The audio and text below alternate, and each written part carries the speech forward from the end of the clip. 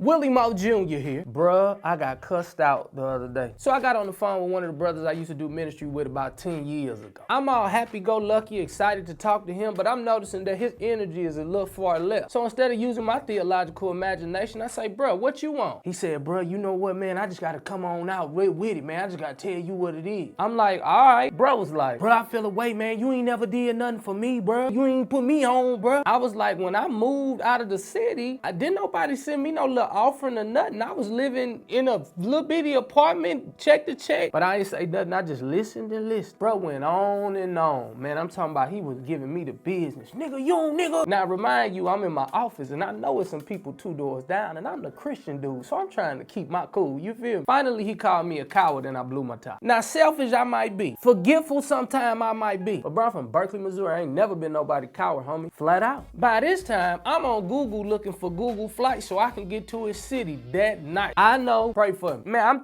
I'm trying my best to stay peaceful. But in the midst of the heated argument, I started to pray. My Bible tells me that I should pray without ceasing, so I started to pray. And the only thing that's coming in the midst of him giving me his mind was love him. Now, by this time, I'm so pissed off, I don't even know how to love this guy.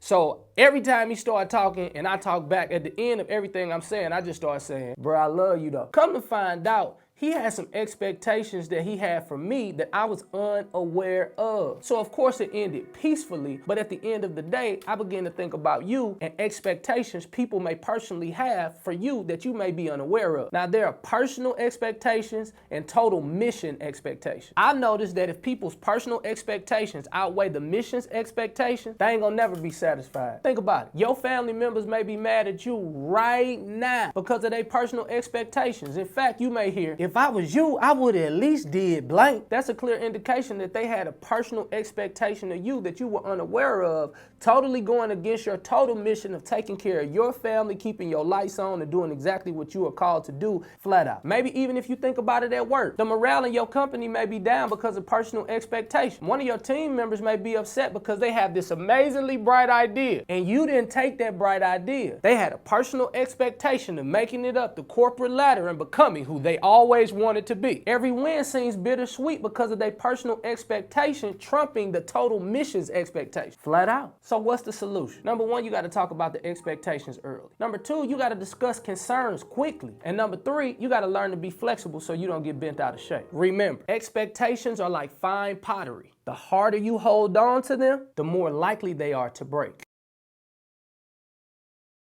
Hey family, make sure you tag 3 people. I'm gonna choose somebody this week. I'm gonna hit your Cash App. I'll hit you in the DM and let you know if you won or not. And make sure you log on to williemorejr.org. Pick up a Believe sweatshirt or a t-shirt. Of course, a portion of our proceeds go to the Will Flow Foundation, where we're helping more foster kids get homes. All right, so make sure you log on to williemorejr.org. Of course, I wanna come to your city.